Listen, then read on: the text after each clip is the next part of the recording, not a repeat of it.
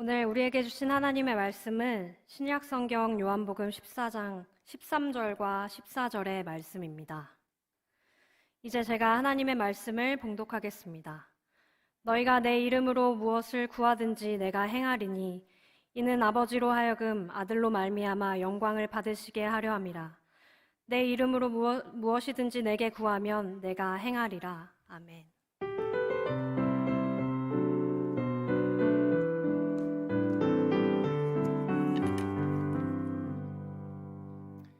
참 좋으신 주님의 평강이 이 자리에서 함께 예배하시는 모든 분들에게 함께 하시기를 소망합니다. 추석 연휴를 보내고 오늘부터 또 다른 연휴가 시작이 되는데도 불구하고 예배 자리에서 함께 예배하시는 모든 분들을 환영하고 축복합니다. 이런 경우를 한번 먼저 저희들이 생각해 보기를 원합니다. 대표 기도자가 있습니다. 대표 기도자가 대표로 저희들을 위한 모든 기도의 제목들을 놓고 함께 기도합니다. 그 기도 제목을 들을 때마다 같이 마음이 뜨거워져서 열심으로 기도합니다. 그러다가 이제 기도자가 이렇게 기도를 마치는 것입니다. 하나님께서 이렇게 이루어 주실 줄 믿사옵니다. 아멘. 이렇게 기도가 끝났다고 생각을 해 보십시오. 그럼 어떤 생각을 하실 것 같으십니까? 우리는 앞에 있는 내용들이 정말 저게 나의 기도의 제목이었어야 해. 우리 교회의 기도 제목이지. 우리 청년부의 기도 제목이지. 라고 하는 그러한 모습으로 기도의 제목으로 함께 기도했을 터인데 마지막에 남는 것은 왜 예수님의 이름으로 기도하지 않았지? 왜 예수님의 이름을 빼먹었을까라는 생각만 가득 차게 될 것입니다. 우리는 보통 그러한 생각들을 하게 될 때가 많습니다. 기도를 할 때는 무조건 예수님의 이름으로 기도합니다. 아멘. 이게 꼭 붙어야 되는 거예요. 물론 다 그렇게 우리가 기도를 하고 있지만 그 형식이라고 말할 수 있는 그 한 문장을 빼먹게 될 때 우리들은 마치 기도하지 않은 것처럼, 아니 기도가 무효가 된 것처럼 생각하게 될 때는 없으십니까? 그럼 구약에서 나타나는 기도는 다 무효가 돼야 맞을 것입니다. 구약에서는 이미 예수님이 오시지 않았던 때였기 때문에 구약에서도 수많은 기도가 있지만 그 기도의 제목들이 응답받았고 그 기도의 제목대로 하나님의 일들이 이루어졌다는 사실을 우리는 알 수 있습니다. 하지만 예수님의 이름으로 기도합니다라는 것이 마치 기도의 끝을 마무리하는, 또 기도를 효력이 있게 하는 그러한 문장으로 어느샌가 우리는 생각해버리지 않았는가 돌아볼 필요가 있다는 것입니다. 그럼 예수님의 이름으로 기도합니다라는 그 문장을 언제부터 붙이기 시작했을까요? 많은 성서학자들은요, 오늘 우리가 보았던 오늘 말씀의 본문을 그 근원이 되는 말씀으로 봅니다. 오늘 말씀에서도 예수님께서 제자들에게 그렇게 말씀을 하시죠. 내 이름으로 구하라고 말입니다. 내 이름으로 무엇이든지 내게 구하면 내가 행하리라 라는 말씀을 주셨습니다. 이때부터 예수님을 믿는 공동체들은요, 예수님의 이름으로 기도하는 그러한 형식을 갖춰 나가기 시작했습니다. 그럼 오늘 말씀이 선포되어지는 그 배경이 어떠한 배경인가? 그 말씀을 먼저 살펴보면요, 예수님께서는 지금 떠나시겠다는 말씀을 제자들에게 주고 계십니다. 굉장히 지금 상황은 예루살렘 성에 있으면서 뭔가 굉장히 고조되는 그러한 상황 가운데 있습니다. 이제 뭔가 될 것만 같은 그러한 분위기를 가지고 있습니다. 바로 그때 예수님께서 내가 곧 떠날 것이라는 말씀을 하시는 겁니다. 그리고 이 전에는요, 예수님께서 나는 이제 곧 죽임 당하게 될 것이라는 말씀을 제자들에게 선포하셨던 순간입니다. 바로 그때 제자들의 마음이 얼마나 두려움이 가득했겠습니까? 그러한 가운데 예수님께서 그들의 모든 마음을 아시고 기도하는 방법에 대해서 말씀해주고 계신다는 것입니다. 기도하는 방법을 알려주시는데 어떻게 기도하라고 알려주십니까? 나의 이름으로 기도해라, 나의 이름으로 구해라 라고 말씀하고 계신다는 것입니다. 그럼 어떻게 되어진다는 것일까요? 예수님의 이름으로 구한다는 것은 무엇을 뜻하는 것일까요? 지금 제자들은 예수님 없이는 아무것도 할 수 없는 상황 가운데 있습니다. 예수님이 안 계시면 우리는 이것도 할 수 없고 저것도 할 수 없고, 당장 많은 사람들이 가르침을 받기 위해 찾아오는데 그 어느 누구에게도 우리는 가르칠 수 없는 그러한 상태일 거고, 예수님이 안 계시면 우리는 아무것도 아니라고 생각하는 바로 그 자리에서 예수님께서는 앞으로 너희들이 어떻게 하여라 길과 방향을 제시하실 때 나의 이름으로 기도하라고 하는 방향을 제시하고 계신다는 것입니다. 왜 이러한 방향을 제시를 하시는 것일까요? 구약에서의 기도의 내용을 한번 먼저 살펴봅시다. 구약에서의 기도의 내용은요, 나의 문제, 나의 필요에서부터 시작합니다. 사무엘상 초반절에 보면 사무엘의 어머니였던 한나가 아이가 없어서 기도하는 대목이 나옵니다. 문제가 생기고요, 그 문제를 받기 위해서 기도의 자리에 나옵니다.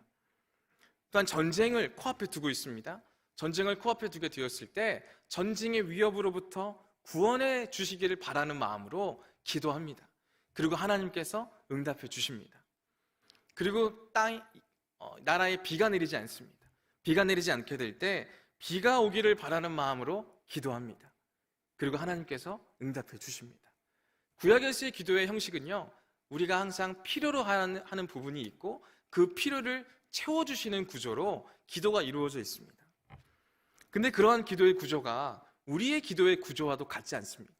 우리도 하나님 앞에 기도할 때요, 내가 어려움을 처하게 될 때나 내가 무언가 필요로 하는 것들이 있을 때나 내가 정말 낙심할 때 우리는 기도할 때가 많습니다. 그리고 그렇게 기도함으로 하나님의 응답을 구하지 않습니까? 우리의 기도의 구조는, 또 구약시대에 보통 나타났던 기도의 구조는요, 나의 문제, 또 나의 문제의 해결, 여기에 달려있다는 것입니다. 구약에서의 기도와 우리의 기도는 나 중심적인 기도가 될 때가 참 많다는 것이죠. 지금 제자들도 마찬가지입니다. 예수님께서 떠나시겠다는 말씀을 주셨습니다. 그 말씀을 주셨을 때 당장 드는 걱정이 나의 걱정인 거예요. 나의 문제인 거예요. 그렇게 될 때 그들의 기도의 제목도 모든 그러한 나 중심적인 기도의 구조를 갖게 되었다는 것입니다. 그렇기 때문에 예수님께서는 제자들에게 이렇게 기도해라 라고 말씀하시는 것입니다. 나의 이름으로 기도하고 나의 이름으로 구해라 라고 말씀하고 계신 것입니다. 그럼 어떻게 되는 것입니까? 예수님의 이름으로 기도하고 예수님의 이름으로 구하면 그럼 어떻게 되어지는 것입니까? 오늘 말씀 우리가 함께 읽지는 않았지만 12절 앞에 말씀을 보면 이렇게 기록되어져 있습니다. 내가 진실로 진실로 너희에게 이르노니 나를 믿는 자는 내가 하는 일을 그도 할 것이요 또한 그보다 큰 일도 하리니 이는 내가 아버지께로 감이라. 지금 예수님께서는 제자들에게 떠나겠다는 말씀을 하시면서 기도를 이렇게 해라라고 말씀을 하셨습니다. 그리고 내 이름으로 기도를 하는데 그럼 어떠한 일들이 일어나는 것입니까? 예수님이 하셨던 일을 제자들도 할 수 있게 되어진다는 것이죠. 또한 그보다 큰 일도 할 수 있다고 말씀하고 계신 부분이라는 것입니다. 이게 무슨 말이냐 하면 우리는 항상 나의 문제, 나의 걱정, 나의 근심을 가지고 기도합니다. 하지만 예수님의 이름으로 기도하고 예수님의 이름으로 구하게 되면요, 우리의 문제를 뛰어넘는 하나님의 일들을 감당할 수 있다는 것을 우리에게 알려주는 대목이라는 거죠.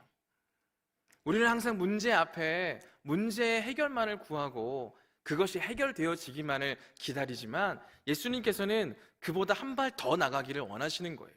그리고 그렇게 나갈 수 있는 모습이 어디서부터 나오느냐? 예수님이 우리에게 알려주신 기도의 방법, 나의 이름으로 구해라. 나의 이름으로 구하게 될 때 너희들은 문제 앞에 서 있는 것이 아니라 하나님 앞에 서게 될 것이다. 하나님 앞에 서 있는 사람은 나의 일을 하게 될 것이고 나보다 더 큰 일을 행하게 될 것이다 라고 말씀하고 계신 것입니다.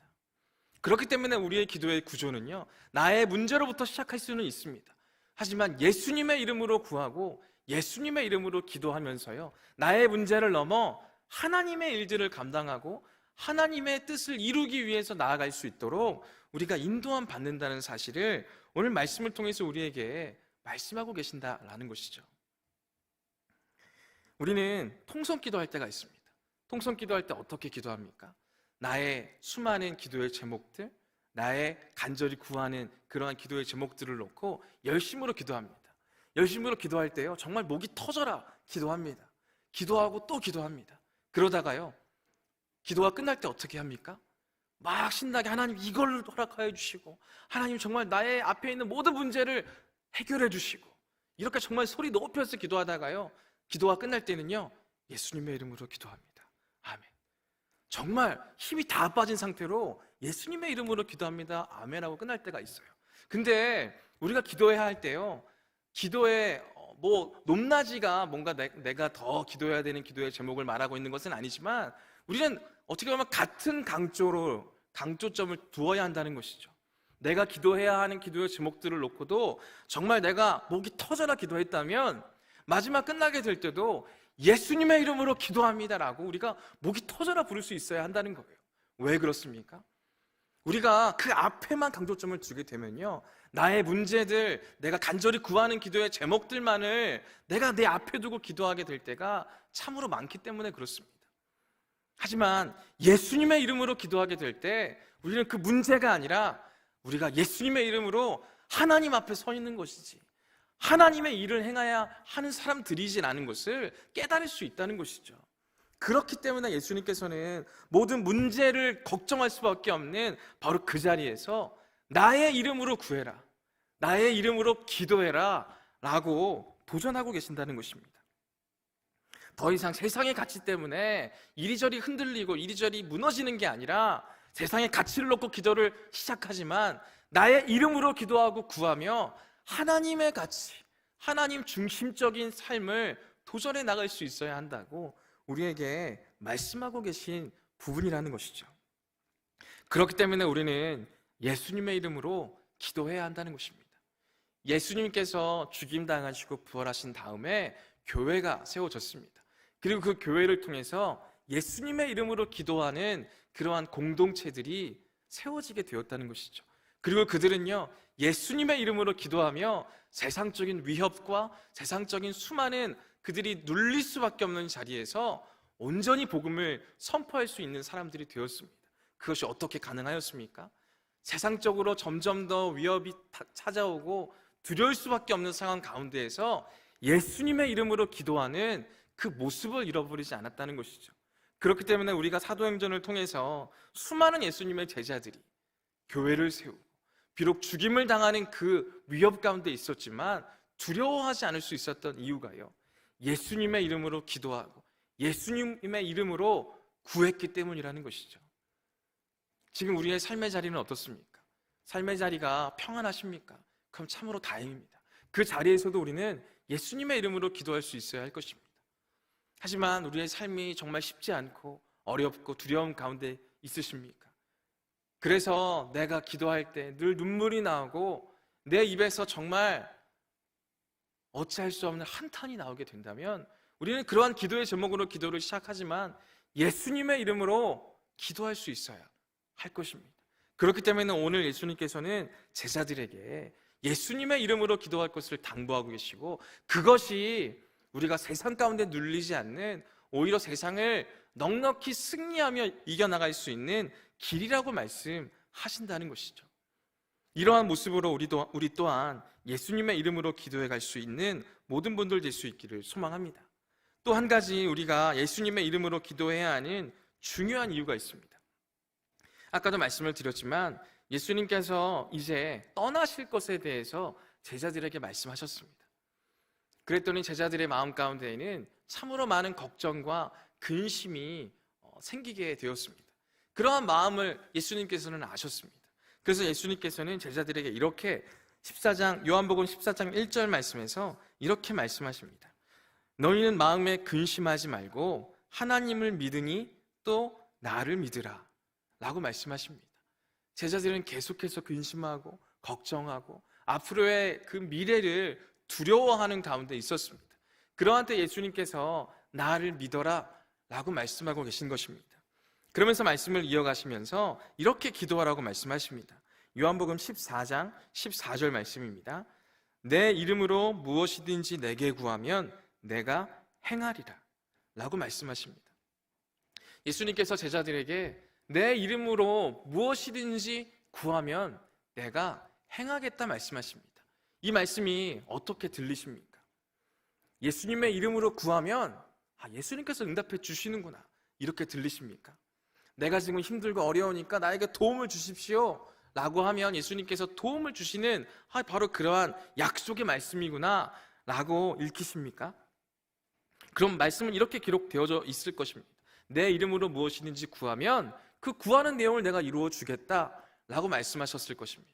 하지만 예수님께서 말씀하셨을 때는 내 이름으로 무엇이든지 내게 구하면 내가 행하리라 라고 말씀하셨다는 거죠. 그럼 우리는 당연한 질문을 가질 수 있을 것입니다. 아니, 내가 기도한 내용을 이루어 주시는 게 아니라 움직이신다고 말씀을 하신다고 하면 무엇을 위해 움직이시는 건가요? 라는 그러한 의문을 가질 수 있을 것입니다.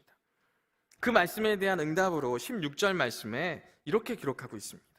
내가 아버지께 구하겠으니 그가 또 다른 보혜사를 너희에게 주사 영원토록 너희와 함께 있게 하리니 라는 말씀이 기록되어져 있습니다.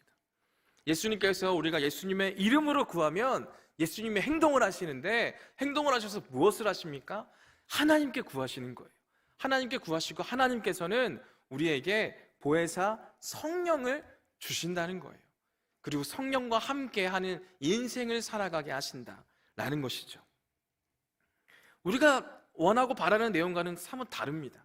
하지만 정말 이것이 우리가 이 세상 가운데에 매이지 않고 하나님의 나라에 속한 사람임을 분명하게 알려주시는 대목이 되어진다는 것이죠.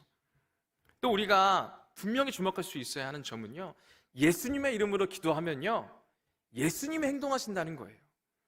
우리가 기도하는 모든 기도의 제목들을 놓고 나 혼자서만 애타고 나 혼자서만 발을 동동 구르는 게 아니라 우리가 예수님의 이름으로 기도하게 될 때 예수님이 움직이신다는 것을 우리는 먼저 주목해 볼 수 있어야 한다는 거죠. 예수님이 먼저 행하시는 거예요. 예수님이 우리의 가장 필요한 것을 아시고 하나님께 구하시고 하나님은 성령을 통해서 우리에게 역사하신다라는 것을 우리에게 분명하게 알려주고 있다는 것입니다. 그리고 이어서 요한복음 16장 24절에서 이렇게 예수님께서 제자들에게 말씀하십니다. 지금까지는 너희가 내 이름으로 아무것도 구하지 아니하였으나 구하라, 그리하면 받으리니 너희 기쁨이 충만하리라 라는 말씀을 주십니다. 이제까지 제자들은 예수님의 이름으로 기도하지 않았습니다. 그럴 때 문제들 앞에 기도하고 문제가 해결함을 받으면 또 다른 문제를 놓고 기도하고 계속 문제에 매이는 인생을 살았습니다. 하지만 예수님께서 이제 그 모든 것들을 끊어버리고 내 이름으로 구하라, 그리하면 받을 것이고 너희 기쁨이 충만할 것이다 라고 말씀하고 계신 것입니다. 쭉 이어지는 것이죠. 예수님의 이름으로 구하면 예수님이 행하시고 행하시는 결과가 하나님께 구하시고 성령을 우리에게 주셔서 성령을 통해서 역사하심, 그러한 부분을 우리에게 분명히 알려주신다는 것이죠. 이러한 기도의 구조로 기도했던 사람들이 사도행전에 나온다고 말씀을 드렸습니다. 사도행전에서도 우리가 주목할 수 있는 한 사람은요, 사도 바울입니다. 사도 바울은 어떤 사람입니까? 정말 온갖 곳을 돌아다니며 주님의 복음을 선포했던 그러한 사람이지 않습니까? 근데 사도 바울에게는 고칠 수 없는 병이 있었습니다. 우리가 잘 아는 것처럼 간질이라고 하는 병이 있었습니다. 걸핏하면 쓰러져서 경련을 일으키는 병이 있었고요. 또한 다른 말씀 본문을 보면 눈이 잘 보이지 않는 눈에 질병이 있었음을 우리가 알 수 있습니다. 그래서 사도 바울이 어떻게 했습니까? 그 모든 것들이 그냥 족한 줄 알고 살았습니까? 사도 바울은 그 모든 것들이 회복되기를 바라는 마음으로 하나님 앞에 기도했습니다. 기도하고 또 기도했습니다. 하지만 하나님께서는 기도에 응답해 주시지 않았습니다. 그 부분을 보면서요, 그런 생각들을 했던 적이 있어요. 정말 사도 바울이 행하는 모든 그러한 여정들을 볼 때 간질이 없고 눈이 잘 보이고 아무런 문제가 없는 그러한 상태였으면 지금도 이렇게 많이 기록되어져 있는데 얼마나 더 많은 주님의 일들을 감당했을까? 왜 하나님께서는 간질을 주셨고 왜 여러 가지의 질병을 주셔서 사역을 제한시키셨을까? 라는 생각을 해봤던 적이 있습니다. 하지만 사도 바울은 말씀을 통해서 이렇게 고백합니다. 기도했지만 그 기도의 제목에 응답해 주시지는 않았지만 내게 주신 은혜가 족합니다 라는 고백을 하는 말씀을 우리가 살펴볼 수 있다는 것이죠. 사도 바울은 이미 초대교회 때부터 만들어진 교회를 통해서 예수님의 이름으로 기도하는 그러한 모습을 도전했고요, 예수님의 이름으로 기도하며 내가 원했던 방식으로 기도의 제목은 이루어지지 않았지만 하나님께서 성령을 통해서 내게 또 다른 길로 역사하셨고 응답해 주셨다는 것을 몸소 경험했고 그의 입술로 고백하고 있다는 것이죠. 오늘 우리들에게도 그러한 모습을 도전하고 있다는 것입니다. 내가 모든 문제 앞에 또 기도하고 해결 안 받고 또 다른 문제 앞에 기도하고 해결 안 받고 이러한 구조를 벗어나서 예수님의 이름으로 구하고 그러함으로써 예수님께서 행동하시고 성령께서 우리 안에서 역사하시는 이러한 기도의 구조를 우리에게 분명하게 말씀하고 계신다라는 것이죠. 그렇게 될 때요, 우리의 기도의 제목이 사도 바울과 같이 응답되어지지 않았다 할지라도 사도 바울과 같이 우리 안에 기쁨이 충만함을 우리가 경험할 수 있다는 것이죠. 기도하는 게 왜 힘들고 어렵습니까? 우리가 기도할 때 힘들고 어려운 이유는요, 내가 기도한 대로 응답되지 않기 때문이지 않습니까? 내가 기도한 내용대로 응답이 되어야 하는데 그렇게 기도할 때마다 응답이 되어지지 않게 되면 우리가 기도하는 게 너무 힘들고 어렵습니다. 만약에 기도할 때마다 응답이 된다고 생각해 보십시오.